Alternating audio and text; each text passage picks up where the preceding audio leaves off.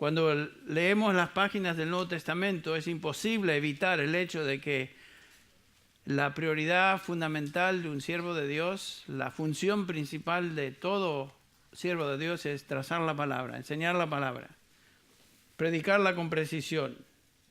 La iglesia existe, como sabemos, dice Pablo, para ser columna y sostén de la verdad. Si la iglesia pierde ese sentido, la verdad que no hay razón para que la iglesia exista. Estamos aquí sobre esta tierra para poner en alto la verdad de Dios, y de esa verdad estaremos examinando hoy. La iglesia entonces existe con ese propósito: predicar, enseñar, defender, proclamar, sostener en alto la verdad de Dios. Esta es y ha sido la función principal, primordial de todo hombre de Dios a través de la historia de la redención, no simplemente en el Nuevo Testamento. Pero el mensaje de la iglesia, obviamente, no va a ser recibido por todos. De hecho, la mayoría de los hombres rechazan la predicación del Evangelio. El mensaje del Evangelio, como estaremos viendo y leímos, es incompatible con la mente humana. Para la mente humana natural, el Evangelio, la verdad de Dios, en cuanto a la salvación, no tiene sentido. Es piedra de tropiezo para los judíos, y Pablo dice es locura para los gentiles. De eso nos ha hablado en los versículos del 18 al 30 que leímos en nuestro tiempo devocional, donde Pablo contrasta la necedad de los hombres que ellos consideran sabiduría y la sabiduría de Dios que ellos piensan o creen es necedad. Y nos encontramos acá en el segundo capítulo de Primera de Corintios, donde continúa Pablo escribiendo acerca de esto. Primero desarrolla el argumento de la incompatibilidad de la sabiduría humana con la sabiduría de Dios, y es justamente en ese contexto donde nos encontramos. Hace 2000 años una persona hizo esta pregunta a Jesús: ¿qué es la verdad? Sabemos quién es ese hombre, Pilato. Y irónicamente esta pregunta la dirigió a aquel que era en vivo la verdad. Yo soy el camino, yo soy la verdad, yo soy la vida. Pero ¿dónde encontramos la verdad? ¿Cómo podemos conocer la verdad? Estas son preguntas que el hombre se ha hecho a través de los siglos y ha tratado de contestar esas preguntas por medio de la religión, por medio de la filosofía, por medio de la educación, la ciencia, etc. En otras palabras, la sabiduría a su alcance, a nivel humano, que es todo lo que tienen. Pero la palabra de Dios nos enseña claramente que la sabiduría del hombre no tiene nada que ofrecer como respuesta a las necesidades más profundas y básicas del ser humano. ¿Quiere decir esto que rechazamos todo lo que el hombre a través de la historia, a través de los siglos, ha descubierto y obtenido por medio de su intelecto? No, no estamos diciendo eso. Ni Pablo dice eso. Hay cierta sabiduría del hombre por ser criatura de Dios, creado a imagen y semejanza de Dios, que le ha llevado a descubrir y entender aspectos de la creación que sin duda han traído beneficio para la humanidad. La ciencia, la tecnología, la medicina, etc. La Biblia no niega esta realidad. Por ejemplo, si yo necesito atención médica, voy a un médico para que me ayude con mi situación, mi condición. No voy a un teólogo, porque el teólogo no puede ayudarme en el área de mi condición física. Un médico puede ser cristiano o puede ser ateo. No importa, yo vengo a él no por su fe, sino porque es una persona competente, supuestamente, dada su preparación y academia, etc. Es obvio que si estoy físicamente enfermo, no voy a un teólogo, como dije, para que me cure, voy a un médico. Si se me descompone el automóvil, no voy a un dentista porque no me va a poder ayudar, sino que voy a un mecánico, etcétera, etcétera. Entonces, hay áreas de conocimiento, sabiduría humana que son obviamente beneficiosas para cada uno de nosotros. Es obvio que existe esa sabiduría que es de beneficio. Pero en este pasaje que estamos considerando, Pablo está hablando de la sabiduría humana que pretende entender y tratar de contestar las preguntas fundamentales del ser humano sobre Dios, sobre el hombre, su origen, su destino eterno, la vida, la moralidad, la felicidad, la paz, etc. Y escuche esto. El hombre, por medio de su conocimiento y sabiduría puramente humana, nunca podrá satisfacer las necesidades del alma. Nadie puede hacer eso. Y menos cómo tener una relación personal con Dios. Uno de los problemas obvios de la congregación en Corinto era su fracaso de desligarse de la filosofía humana que había saturado su manera de pensar antes de abrazar a Cristo, y Pablo les tiene que decir, eso es incompatible con el Evangelio. Las ideas y conceptos que afectan a la sociedad tienden a filtrarse a la iglesia y afectan la manera de pensar de los cristianos. Por ejemplo, Pablo le dice a los colosenses, mira que nadie os engañe por medio de filosofías y huecas sutilezas, según las tradiciones de hombres, etc., y no según Cristo. Lo que es políticamente correcto y aceptado en la cultura contemporánea se filtra y comienza a ser aceptado en la iglesia. Y no vamos a dar muchos ejemplos porque ustedes saben de lo que estoy hablando.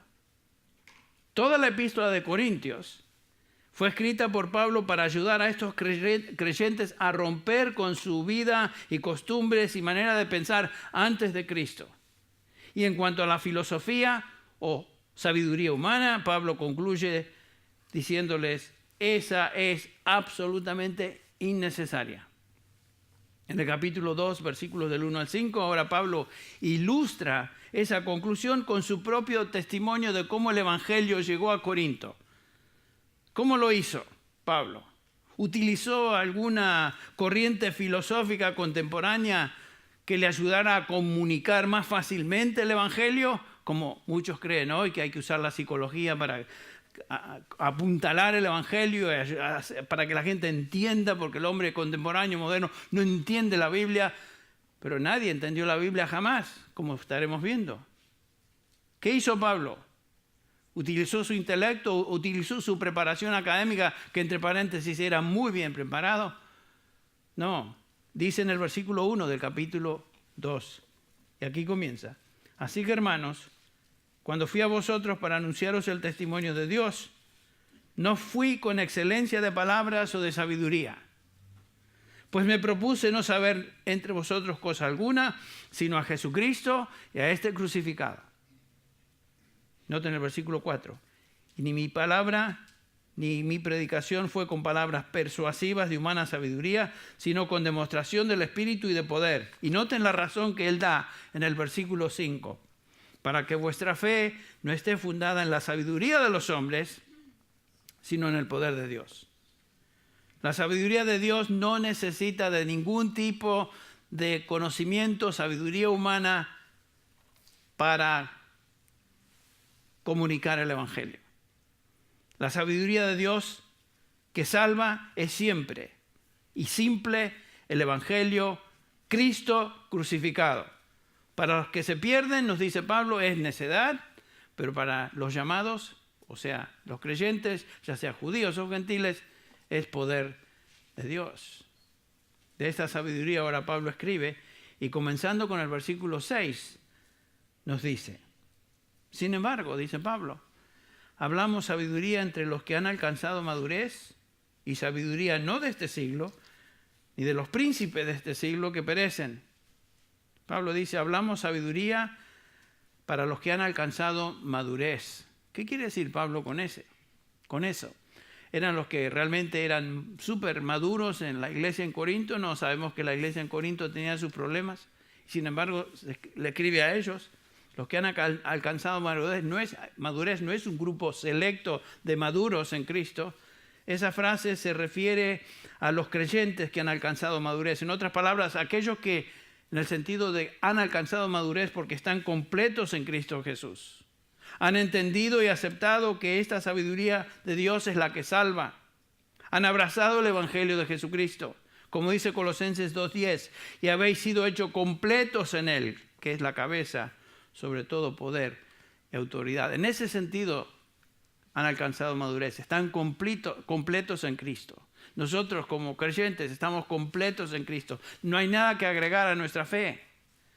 Claro que todos tenemos diferentes niveles de madurez espiritual ahora, pero en términos de estar completos en Cristo, de ser maduros en ese sentido, todos nos encontramos ahí.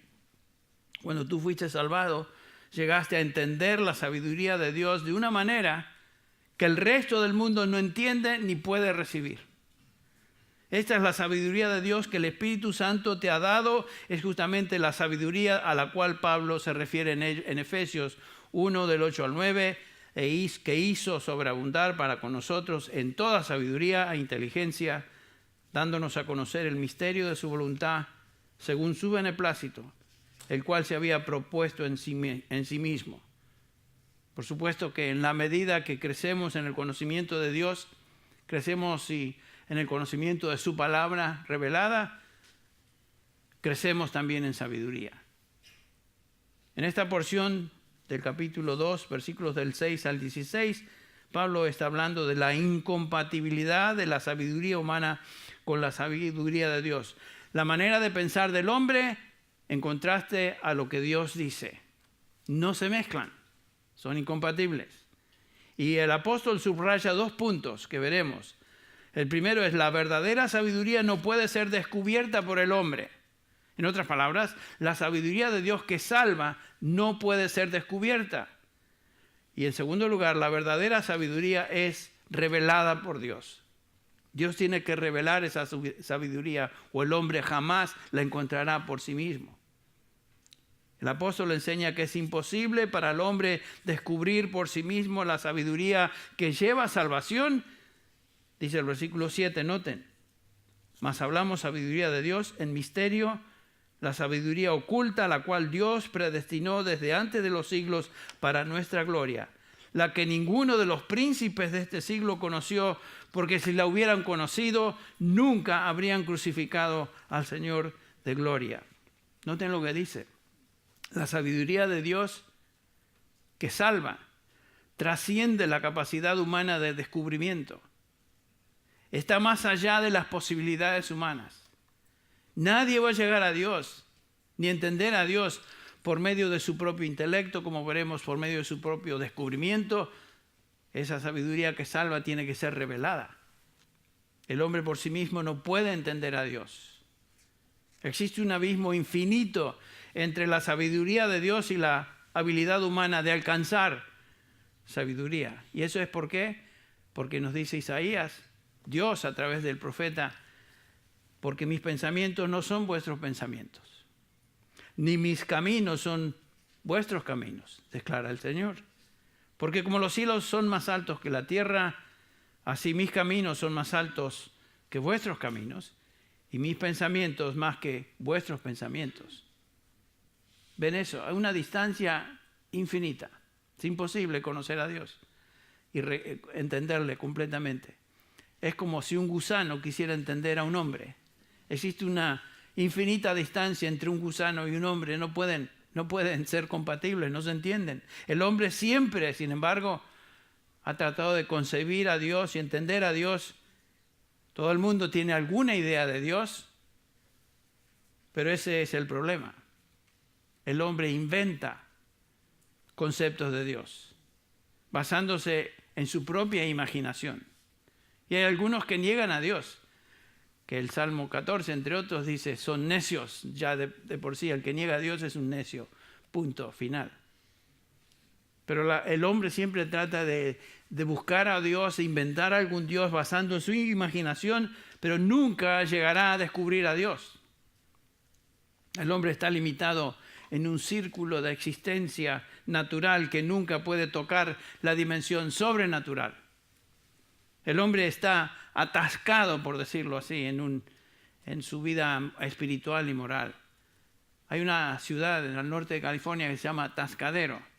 Y la razón que se le dio ese nombre es porque ahí se estancaban las carretas. Era un barrial tremendo y se estancaban. No podían salir de eso. Bueno, el hombre se encuentra justamente moral y espiritualmente en un atascadero.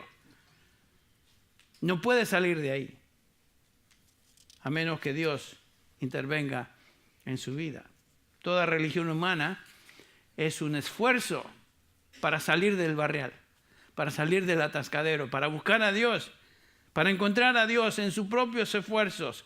El hombre no puede, sin embargo, comprender a Dios, por más que le haga la lucha, por decirlo así. La sabiduría de Dios, la verdad de Dios y el mensaje de Dios para el hombre es una sabiduría, dice el versículo 6, que no es de este siglo, ni de los principales o gobernantes de este siglo. Alguno dirá, bueno, pero ¿qué quiere decir eso? Bueno, la palabra siglo es la traducción de una palabra griega, aion, que contiene la idea de tiempo, pero se refiere a época o periodo en la historia. Y Pablo no se está limitando a un periodo en la historia en la cual él se encontraba, sino que dice que cualquier época de la historia, toda sabiduría humana de todas las épocas, no importa cuál, es inútil para descubrir a Dios. Ni aun los principales, los más sobresalientes en control de cada época pueden llegar a descubrir la sabiduría de Dios. Eso lo aplicamos a hoy también. Los científicos no pueden encontrar a Dios por medio de su ciencia. El más inteligente supuestamente de todos los científicos lo conocemos por nombre Einstein. Por más inteligente y por más que trató, no pudo conocer a Dios. Ningún hombre puede llegar a Dios. Los filósofos no pueden encontrar a Dios por medio de su filosofía. Las religiones del mundo no pueden encontrar a Dios por medio de su religión.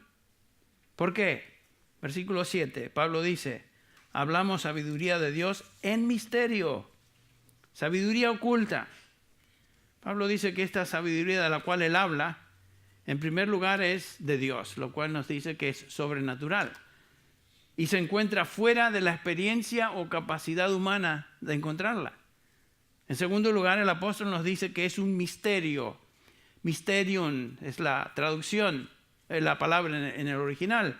Esta palabra no es una referencia a algo raro, algo extraño, incomprensible, sino que se refiere a un secreto que aún no ha sido revelado. Es algo imposible para el hombre descubrir. Esto es en un sentido muy alentador para nosotros, para mí lo es. La sabiduría de Dios no depende del hombre, la sabiduría de Dios que trae salvación no depende del hombre, sino de Él. Y Él ha decidido en su gracia, en su misericordia, revelarla a algunos. Y gracias a Dios por eso. Gracias que la salvación es de Dios y la sabiduría que lleva salvación es de Él. ¿Recuerdan las palabras de Jesús en Mateo 11, 25? En aquel tiempo respondiendo Jesús dijo, te alabo Padre, Señor del cielo y de la tierra, porque escondiste estas cosas de los sabios, de los entendidos, lo mismo que leímos en el capítulo 1 de 1 Corintios, y las revelaste a los niños. Sí, Padre, porque así te agradó. ¿Quiénes son los niños? Bueno, Pablo aquí los describe, por ejemplo, en el capítulo 1, versículo 26, dice Pablo, considerad vuestro llamamiento, hermanos. No hay muchos sabios conforme a la carne, no hay muchos poderosos, ni muchos nobles, pero Dios ha escogido lo necio del mundo. Dios ha escogido lo débil del mundo. Dios ha escogido lo que no es para anular lo que es. ¿Ven? Si Dios no hubiera intervenido, todos hubiéramos terminado a donde se dirige la humanidad, en un infierno separados de Dios. Entonces, gracias a Dios que la sabiduría que lleva salvación no depende del hombre, sino que depende de Dios, quien la concede. Y en su plan y propósito eterno, Dios ha abierto lo que estaba oculto a aquellos que Él salva. Pablo dice en el versículo 7, regresando a 1 Corintios 2, la cual Dios, esta sabiduría, la cual Dios predestinó antes de los siglos para nuestra gloria. Antes de los siglos, en una eternidad pasada. Antes de la fundación del mundo, Dios predestinó, determinó que Él otorgaría su sabiduría que salva, la cual culminaría en nuestra gloria eterna con Él. Eso está a través de toda la Escritura y se repite a través del Nuevo Testamento una y otra vez. La salvación es de Dios, de un principio al fin. La palabra elección no es una mala palabra, hermanos. Algunos piensan que eso, no hablemos de la elección, porque eso quita el libre albedrío. ¿Saben qué? El único libre albedrío que el hombre tiene es de escoger qué pecado va a cometer con más ganas. Ese es su libre albedrío. No tiene capacidad de discernir ni escoger a Dios porque no puede escoger a Dios. Hablando de esa gloria que nos espera a nosotros como hijos de Dios, nos dice el apóstol Pablo en Romanos 8, pues tengo por cierto que las aflicciones de este tiempo presente no son comparables con la gloria venidera que en nosotros ha de manifestarse. Y después en el versículo 29 dice, porque los que antes conoció también los predestinó para que fueran antes está hablando de una eternidad pasada, los predestinó para que fuesen hechos conformes a la imagen de su Hijo, para que Él sea el primogénito entre muchos hermanos.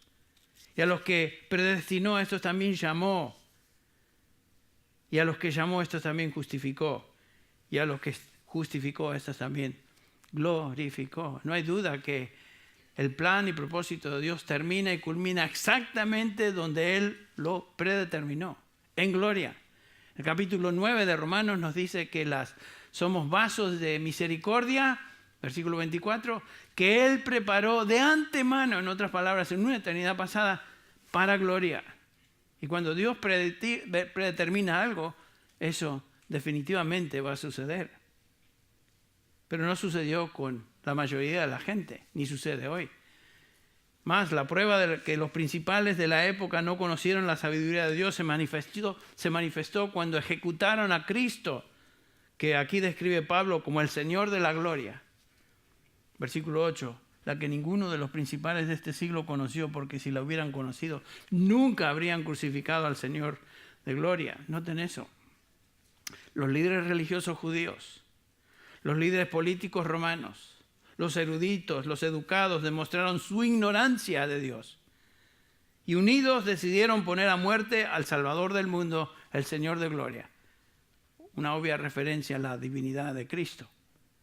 Noten, esos hombres que representaban lo más sabio, lo más entendido de la época, no pudieron conocer la sabiduría de Dios. Los sabios y entendidos de ese siglo, de esa época, así como los sabios y entendidos de esta época, no conocen la sabiduría de Dios, ni pueden alcanzarla. ¿Por qué? ¿Qué es la razón que no pueden conocer a Dios ni su sabiduría? Bueno, si vamos al capítulo 3 de Romanos, claramente nos dice Pablo que no hay quien entienda, no hay quien busque a Dios. Eso es suficiente. No está en su capacidad de hacerlo. Y noten ahora en este versículo 9 de este capítulo que estamos examinando. Antes bien, como está escrito, cosas que ojo no vio ni oído oyó, ni han subido al corazón del hombre, son las que Dios ha preparado para los que le aman. Es una referencia a Isaías capítulo 64, versículo 17, versículo 4, y Isaías 65, 17. Ese pasaje de Isaías, en contexto, no tiene nada que ver con el cielo y la futura gloria del creyente. Pablo aquí está hablando de cómo el hombre llega a obtener la sabiduría de Dios. Pablo está hablando de hombres que ni siquiera pueden imaginarse el camino a la salvación. El hombre no puede concebir el camino a la salvación. Existen dos formas humanas de obtener conocimiento. Externamente, por observación, o sea, empíricamente. El hombre puede observar, ver, dice Pablo, ojo, oído. E internamente por medio de su experiencia subjetiva, el intelecto, ni han entrado en el corazón ni la mente del hombre. El hombre puede hacer todo lo que pueda dentro de ese círculo, pero más allá de ahí no puede hacer nada. Y Dios ha escondido su sabiduría que salva al hombre y sus medios de obtener conocimiento. El hombre no puede descubrir por medio de su observación, por medio de su intelecto, la sabiduría de Dios. Y esa es la situación trágica de todo ser humano. El hombre no puede llegar a conocer a Dios por sí mismo. La sabiduría de Dios que salva no puede ser descubierta por ningún esfuerzo humano. Eso es claro. Esta conclusión nos lleva al segundo punto que Pablo enfatiza en este pasaje. Y es este. La sabiduría de Dios es revelada. Lo que el hombre por sí mismo no puede descubrir, Dios por medio de su Espíritu lo da a conocer, lo revela. Noten el versículo 10. Pero Dios nos las reveló a nosotros por el Espíritu, porque el Espíritu todo lo escudriña, aún lo profundo de Dios. Porque ¿quién de los hombres sabe las cosas del hombre sino el Espíritu del hombre que está en él? Así tampoco nadie conoció las cosas de Dios sino el Espíritu de Dios. ¿Cómo es que Dios hace conocer su verdad que salva? Bueno, Dios revela su sabiduría a través de un proceso compuesto de 3 partes. El Espíritu Santo es el agente de revelación, inspiración e iluminación. Ese es el primer paso, revelación. Cómo Dios comunica su sabiduría. Noten el versículo 10 otra vez. Al inicio, Dios reveló por medio de su Espíritu. El verbo revelar es la traducción del verbo apocalipto, de donde sacamos nuestra palabra apocalipsis, que significa hacer conocer algo previamente oculto o quitar el velo de algo que estaba cubierto. ¿Cómo es que el Espíritu de Dios lleva a cabo esa tarea? Dice ahí, el Espíritu todo lo escudriña, aún lo profundo de Dios. El Espíritu de Dios es el que conoce la mente de Dios y la hace conocer. Si no fuera por la obra del Espíritu Santo, ninguna persona llegaría a conocer a Dios. Es la obra del Espíritu. Y noten que Dios no utilizó un ángel para revelar su verdad que salva. No utilizó algo grandioso por medio de un terremoto o algo así, sino que lo hizo por medio de la persona del Espíritu Santo, que revela la verdad. ¿Cómo lo hace? Segunda de Pedro 1:21 nos dice lo siguiente. Esta es la revelación escrita. Dios, por su Espíritu, revela su verdad por medio de lo escrito, la palabra de Dios. Segunda de Pedro 1:21 dice. Segunda de Pedro 1:21. Porque nunca la profecía fue traída por voluntad humana, sino que los santos hombres de Dios hablaron siendo inspirados, o sea, movidos por el Espíritu Santo. ¿Quién es el autor de la Escritura? El Espíritu Santo. Él es el que movió, inspiró, según las palabras de Pedro aquí, a los autores bíblicos a escribir la palabra de Dios. El Espíritu de Dios revela la mente de Dios. Y Pablo ilustra ese proceso aquí en el versículo 11 diciendo, porque ¿quién de los hombres sabe las cosas del hombre? Sino el Espíritu del hombre que está en él. Así tampoco nadie conoció las cosas de Dios, sino el Espíritu de Dios. ¿Ves? Nadie puede conocer a Dios, a menos que Él revele quién es por medio de su Espíritu. Así como un hombre en lo más profundo de su corazón se conoce a Él y nadie más, el Espíritu de Dios es el que escudriña y conoce perfectamente la mente de Dios. Ese es el primer paso, revelación. Pero hay un segundo paso en este proceso de hacernos conocer la verdad de Dios. Es la inspiración. Cómo Dios revela su verdad. No solo que Dios revela su verdad, sino que Dios tiene que transmitir esa verdad moviendo a los autores bíblicos, lo cual ya vimos brevemente, y noten el versículo 12 y 13 ahora de este pasaje. Nosotros no hemos recibido el Espíritu del mundo, sino el Espíritu que proviene de Dios, para que sepamos lo que Dios ha concedido, lo cual también hablamos, dice Pablo, no con palabras enseñadas por sabiduría humana, sino con las palabras que enseña el Espíritu, acomodando lo espiritual a lo espiritual. Pablo dice, nosotros hemos recibido. Muy importante prestar atención a esto. Ese nosotros no es una referencia a todo cristiano, sino a aquellos que el Espíritu Santo reveló su verdad y movió a transmitirla. Esos son los santos hombres de lo cual nos habló Pedro en 2 de Pedro 1:21. Aquí Pablo se está refiriendo no a nosotros los cristianos, sino a nosotros los apóstoles, hombres que recibimos la revelación de Dios en cuanto al Evangelio. Noten, ustedes recuerdan si van a Juan capítulo 14, 25 y 26. Jesús está hablando a sus apóstoles. Los 11. ¿Por qué digo los 11? Porque Judas ya había salido de la escena en el capítulo 13. Llegamos al capítulo 14 y el Señor se dirige exclusivamente a los suyos, a los 11 apóstoles. Y si vamos al versículo 25 de Juan 14, Él dice, os he dicho estas cosas estando con vosotros. Mas el Consolador, el Espíritu Santo, a quien el Padre enviará en mi nombre, Él os enseñará todas las cosas y os recordará todo lo que yo os he dicho. ¿Para quién fue esa promesa? ¿Fue para todos los cristianos?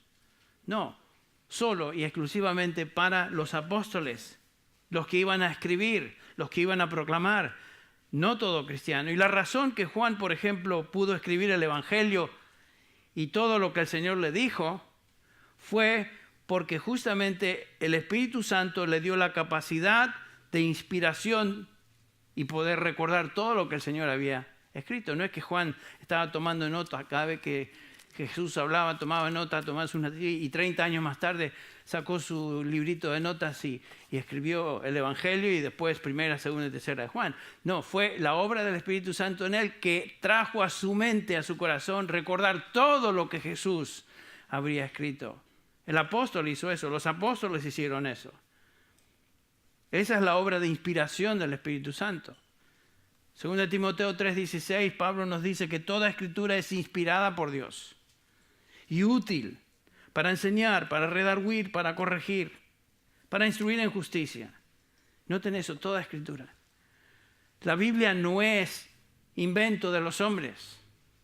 La Biblia no fue inventada por hombres, no es la opinión de hombres, no son conceptos humanos, sino que la Biblia es revelación de Dios. La gente dice, bueno, la Biblia tiene sus errores porque fue escrito por seres humanos. Sí, fue escrito por seres humanos movidos por el Espíritu Santo a escribir. Y noten el proceso de transmisión en esa inspiración de los autores. Versículo 13 de 1 Corintios 2. Lo cual hablamos, dice Pablo, no con palabras enseñadas por sabiduría humana, sino con las que enseña el Espíritu, acomodando lo espiritual a lo espiritual. Noten esto, cada palabra de la Escritura es inspirada por Dios. No fue una inspiración general, sino una inspiración verbal. El Espíritu Santo invadió la mente de cada autor bíblico usando su personalidad, su vocabulario, sus palabras para expresar la verdad de Dios.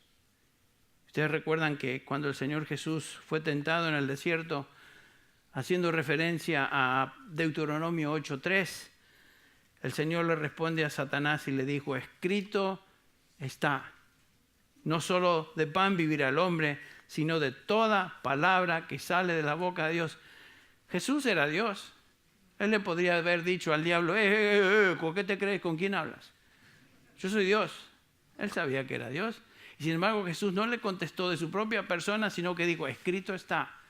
Y después agrega, toda palabra que sale de la boca de Dios. La Escritura es la palabra de Dios. Toda palabra en la Escritura es de Dios. Entonces, breve repaso. Dios revela su sabiduría por medio de su Espíritu, la cual está oculta al hombre. Ya lo establecimos.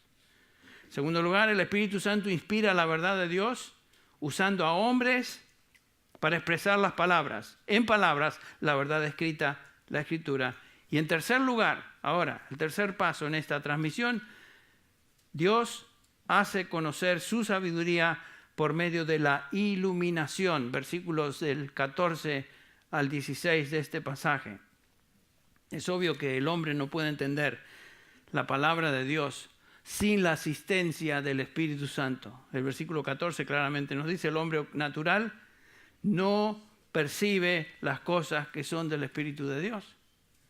¿Cuántas personas leen la Biblia, la memorizan y aún la enseñan, pero no entienden, por lo tanto su contenido no tiene sentido para ellos? Ustedes se han topado con personas que sin duda les han dicho, yo leo la Biblia pero no la entiendo. ¿Sí? Claro que no la entiendes. Claro, no le vamos a decir eso, pero qué burro eres, que no entiendes la Biblia. Tenemos que decir, reconocer, entiendo eso. No puede entender el hombre natural las cosas que se perciben solo por el Espíritu de Dios. Esa persona que te dice eso no tiene la capacidad espiritual para entender. La obra de convicción de pecado y la obra de llevar a fe en Cristo Jesús es la obra del Espíritu Santo. Por eso predicamos, enseñamos, proclamamos la verdad de Dios y dejamos los resultados a Dios, quien hace su obra a través de su palabra por su Espíritu. No nos frustremos porque la gente dice, no entiendo. Ok, sigamos orando, sigamos hablando, sigamos transmitiendo la verdad de Dios. Hasta maestros de la Biblia pueden pretender representar a Dios sin tener la menor idea de lo que la Biblia realmente enseña. Yo fui expuesto a maestros de un seminario que claramente yo sabía, estos no conocen a Dios, no entienden. Las cosas que dicen, cómo se expresan, me indican que este hombre no se ha dedicado a estudiar la Biblia, pero no entiende, no tiene el Espíritu de Dios para transmitirla con poder. Si había un grupo de personas en el Nuevo Testamento que eran los expertos en la Escritura, eran los fariseos y los escribas. En cuanto a la letra de la ley, al dedillo lo tenían.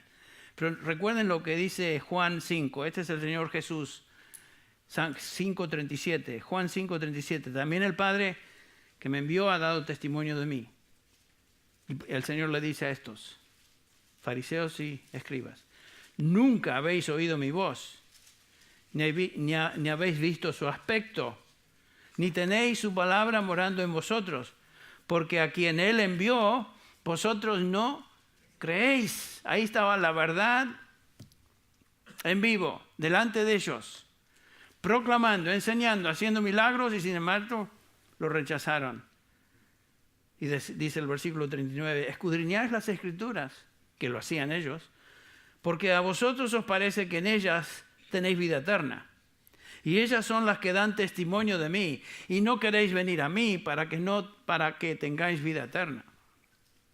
Estos hombres no aceptaban las cosas reveladas por el Espíritu de Dios, y estas eran para ellos necedad. Cristo era una necedad para ellos, era piedra de tropiezo para ellos. Por tanto, le rechazaron. Ahora regresando a nuestro pasaje, que es justamente lo que dice Pablo. Y no nos frustremos con las personas. El hombre natural, versículo 14, no percibe las cosas del Espíritu de Dios, porque para él son ¿qué? Locura. Y no las puede entender, porque se han de discernir ¿cómo? Espiritualmente. Si el Espíritu Santo no abre ese entendimiento, no abre la mente y el corazón del individuo, es como hablarle a esa columna. No me va a entender.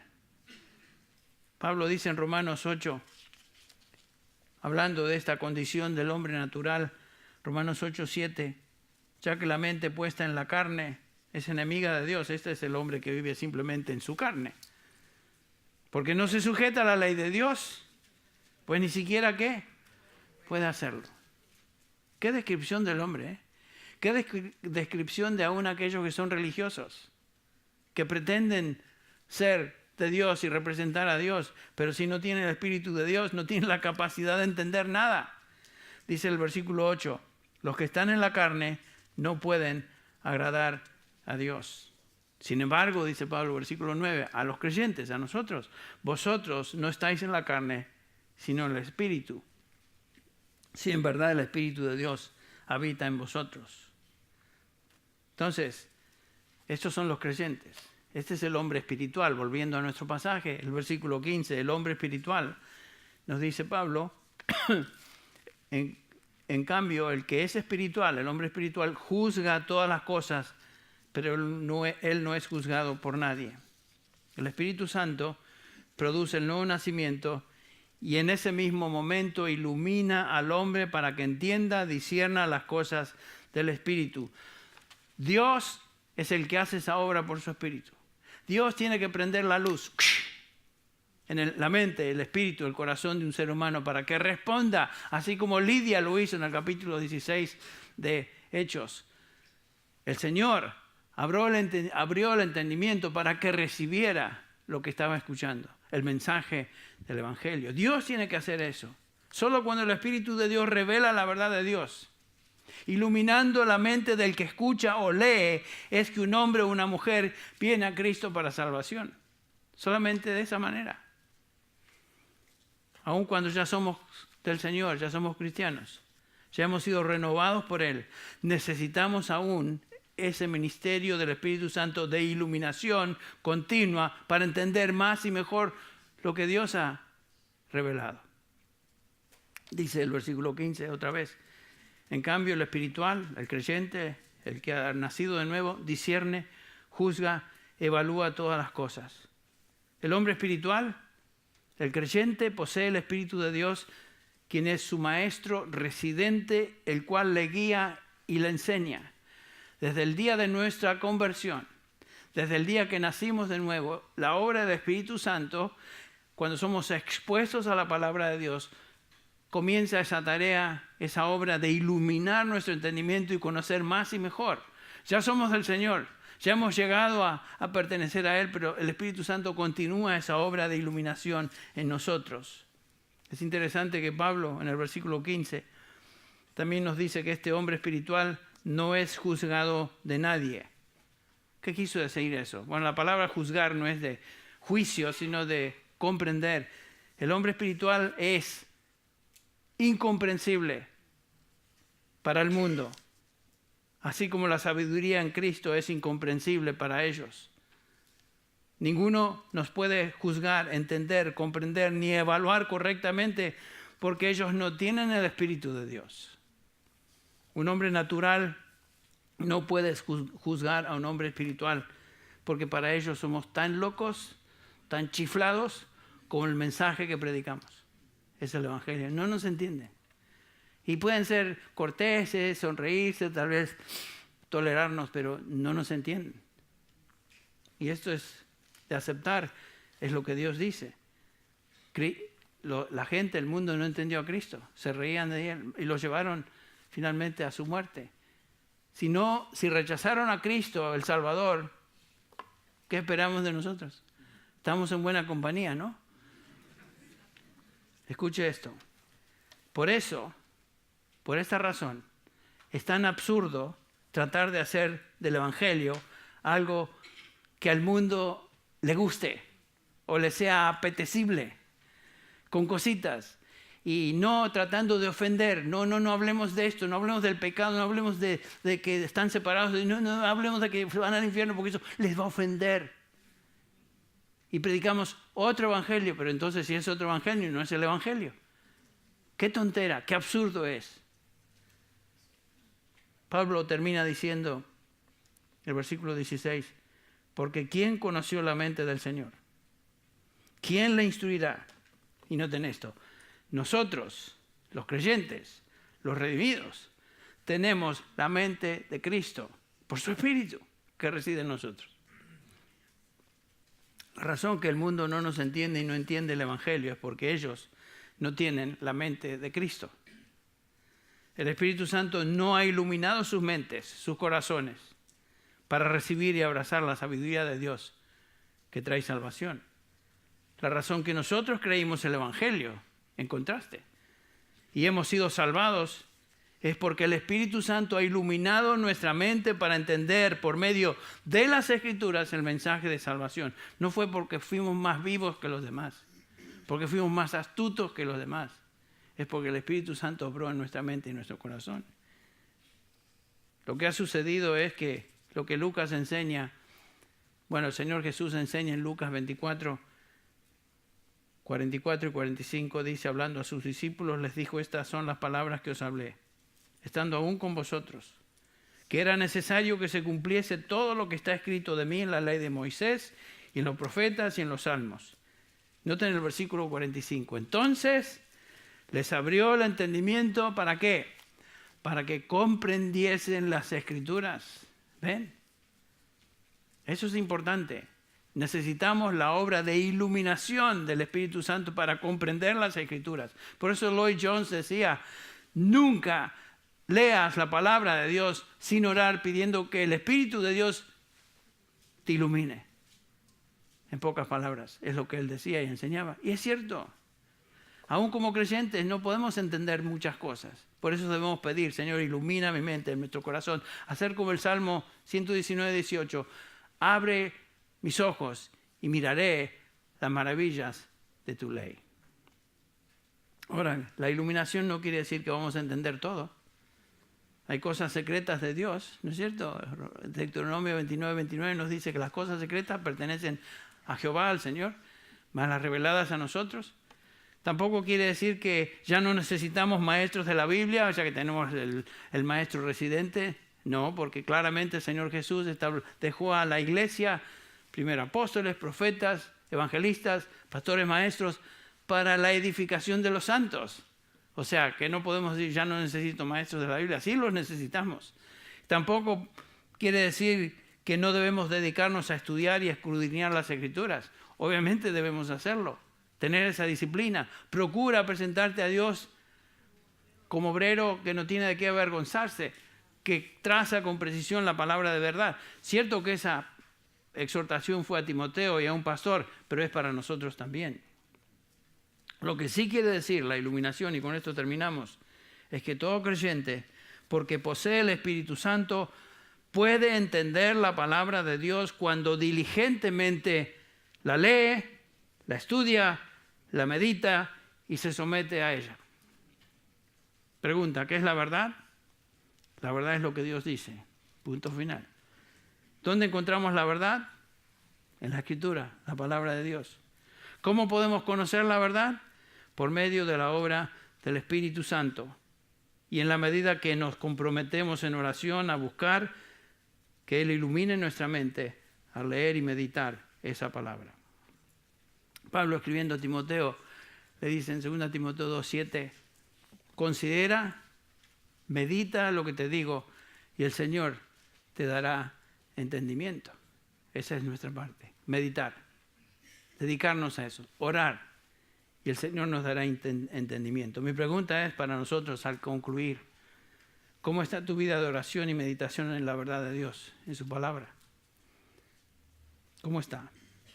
Y recuerda lo siguiente, que la manera de madurar y crecer en el conocimiento de la verdad y en santificación es justamente a través de la verdad. La oración de Cristo por los suyos. Padre, santifícalos en tu verdad. Tu palabra es verdad. Qué precioso pasaje es este. Y podríamos continuar, pero veo el reloj y ya me pasé en la primera hora, quiero ser más fiel en la segunda, así que vamos a orar. Padre, te damos gracias por esta mañana y por esta oportunidad de haber examinado juntos esta preciosa porción de tu palabra, donde el apóstol Pablo nos hace claramente ver que la salvación es por revelación tuya, que la salvación es por tu obra a través de tu Espíritu en la vida y el corazón de aquellos que tú llamas. Te damos gracias, Señor, por esta realidad. Y te damos gracias, Señor, que la salvación no depende de nosotros, ni de nuestra inteligencia, ni de nuestra sabiduría, ni depende de aquellos que son más listos que otros, sino que depende de ti, de un principio al fin. Es por obra suya, dice Pablo, que estáis vosotros en Cristo Jesús. Gracias te damos por ello. Pero, Padre, pedimos, como tu palabra nos manda, por salvación, por aquellos que aún no te conocen. El apóstol Pablo oraba en Romanos 10 por la salvación de Israel. Nosotros oramos por la salvación de personas que aún no te conocen. En medio nuestro, en nuestras familias. Señor, salva. Y usa a cada uno de nosotros como hijos tuyos para ser claros en tu palabra. No cambiar tu palabra, no cambiar tu verdad, no editar tu verdad, sino predicarla con fidelidad. Enseñarla con fidelidad. Y ser un ejemplo, un testimonio a otros. Pedimos esto en el nombre de Jesús. Amén.